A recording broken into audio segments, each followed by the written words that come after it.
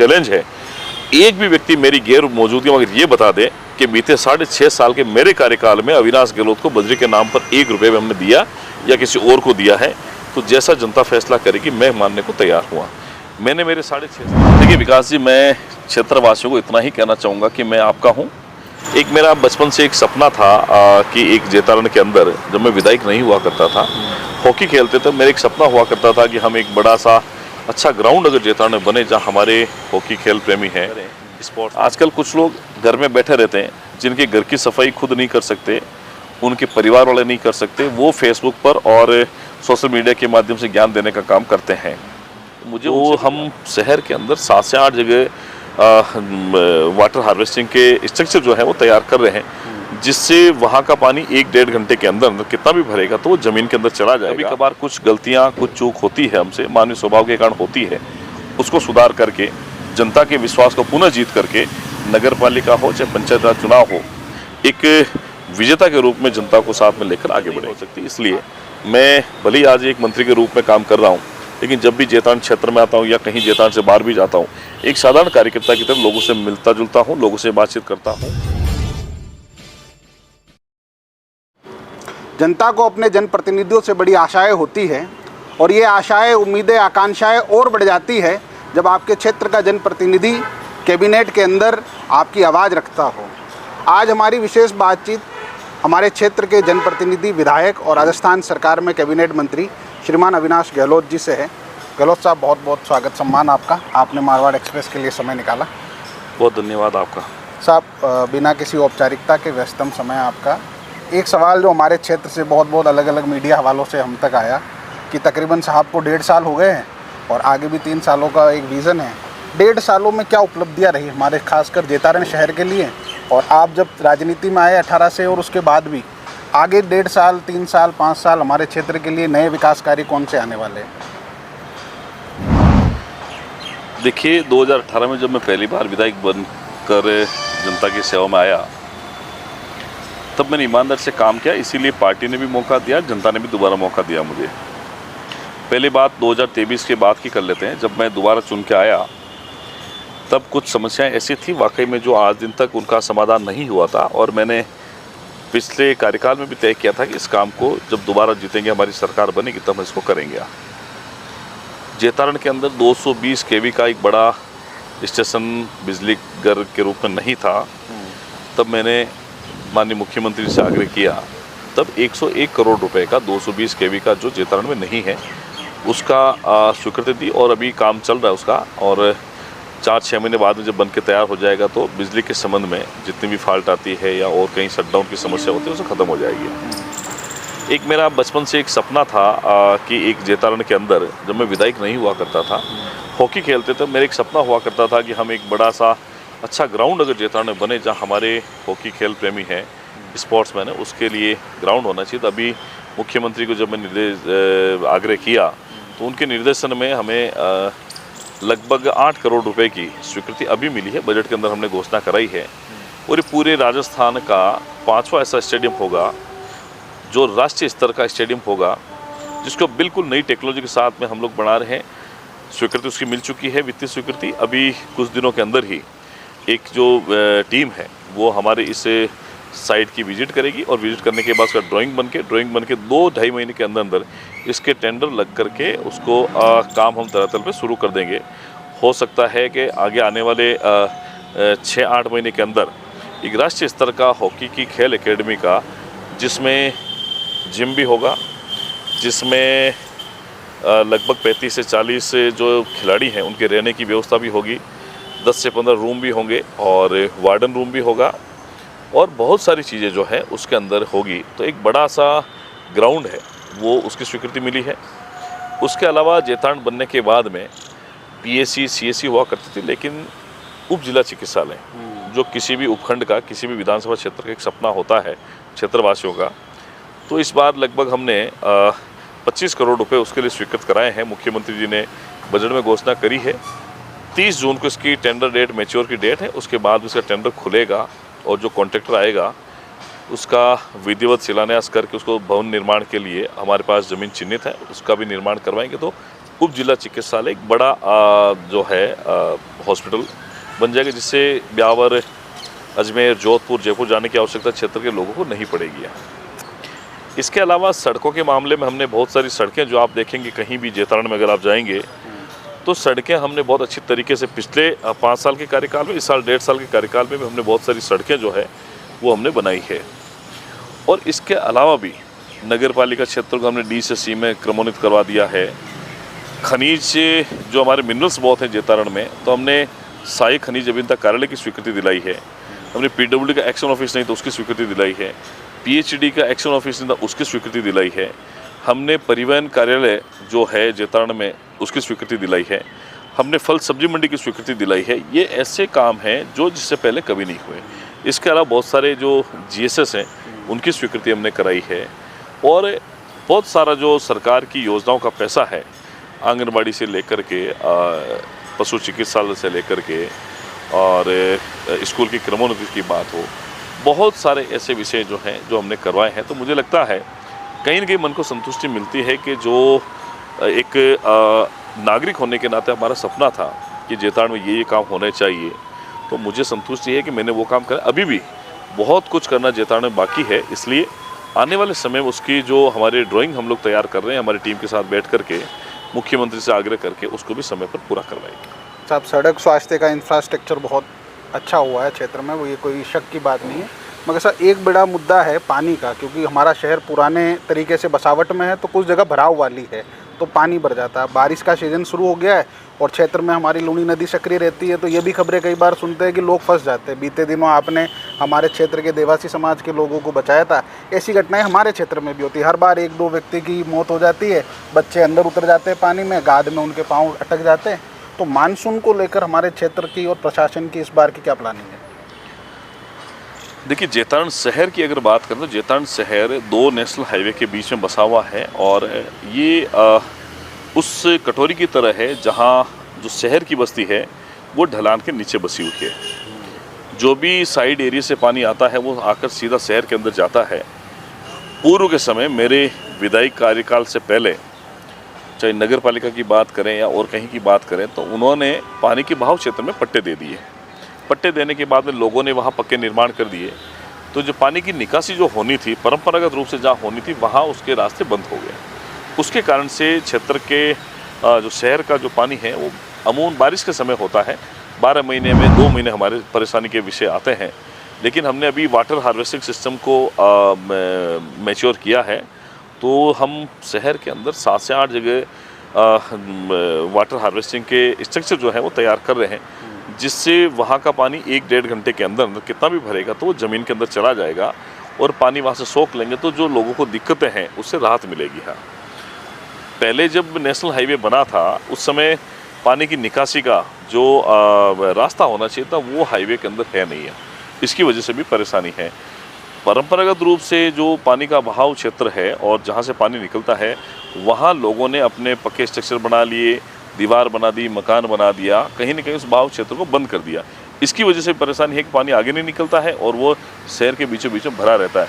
फिर भी हमने प्रयास किया है कि कैसे भी करके एक वाटर हार्वेस्टिंग इसको करें, लेकिन इसका जो स्थायी रूप से समाधान अगर कहीं होगा तो एक पक्का नाला जो है 2 तरफ से बनाने की सोच रहे हैं। ड्रेनेज के माध्यम से इसको आगे ले जाकर छोड़ेंगे ताकि ये जेतारण शहर का बरसात का पानी जो है शहर के बीचों बीच में नहीं भरे और वो आगे चला जाए, ताकि वो अगर कहीं जैसे किसी नदी में भी डालेंगे, कहीं खुले क्षेत्र में डालेंगे तो वहाँ का पानी ज़मीन के अंदर रिचार्ज होगा और उससे अपने को फ़ायदा मिलेगा।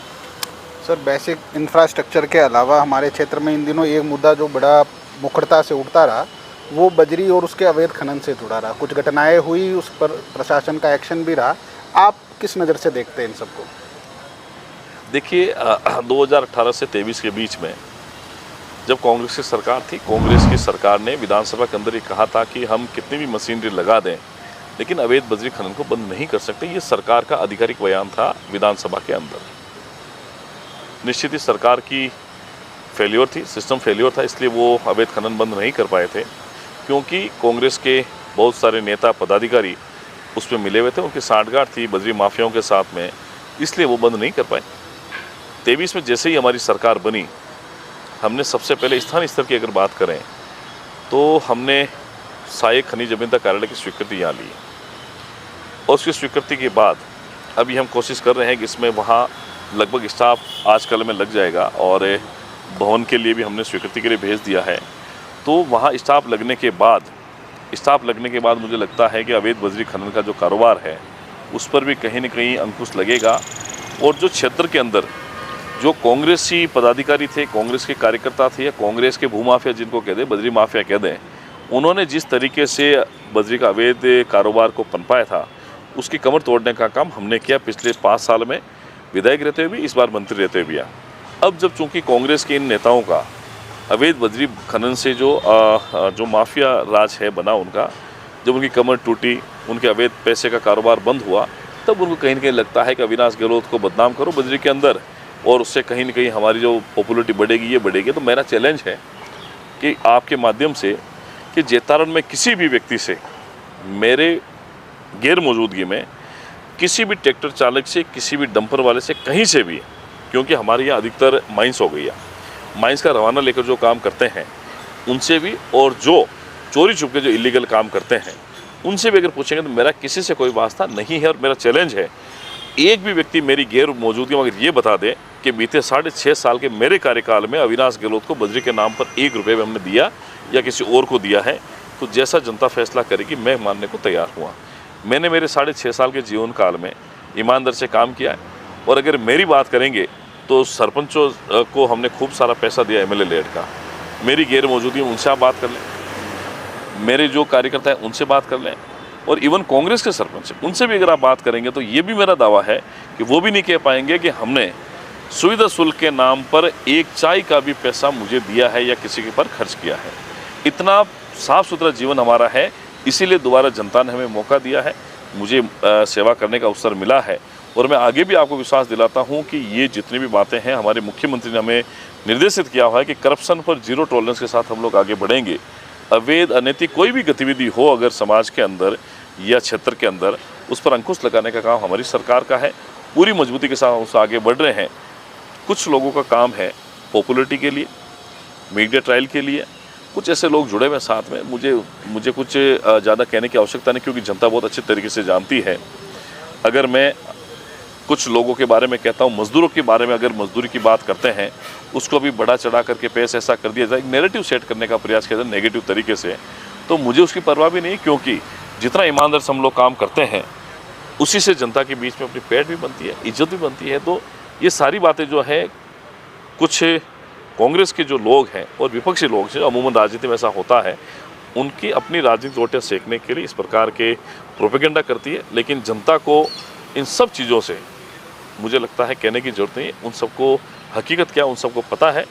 सब लोग सीधा मेरे से मिलते हैं, मेरे और जनता के बीच में कोई बिचौलिया नहीं है। और मैं तो पब्लिक मीटिंग में कहता हूँ कि अगर आपको कहीं लगता है कि आपको कहीं सुविधा शुल्क के नाम पर कोई अधिकारी या कोई मेरे स्टाफ का कोई व्यक्ति पैसे मांगता है, तो आप सीधे मेरे से संपर्क करें, तुरंत ही उसका समाधान भी होगा और उसके खिलाफ में सख्त से सख्त कार्रवाई भी हम लोग करेंगे। हाँ, मुझे नहीं लगता इतना कोई बेबाकी से, इतना खुले तरीके से कोई व्यक्ति ऐसी बात करता होगा, क्योंकि हम कथनी और करनी में अंतर नहीं करते। हम वही बात करते हैं जो हम कर सकते हैं। जनता के हित में क्या होगा वही काम हम करते हैं।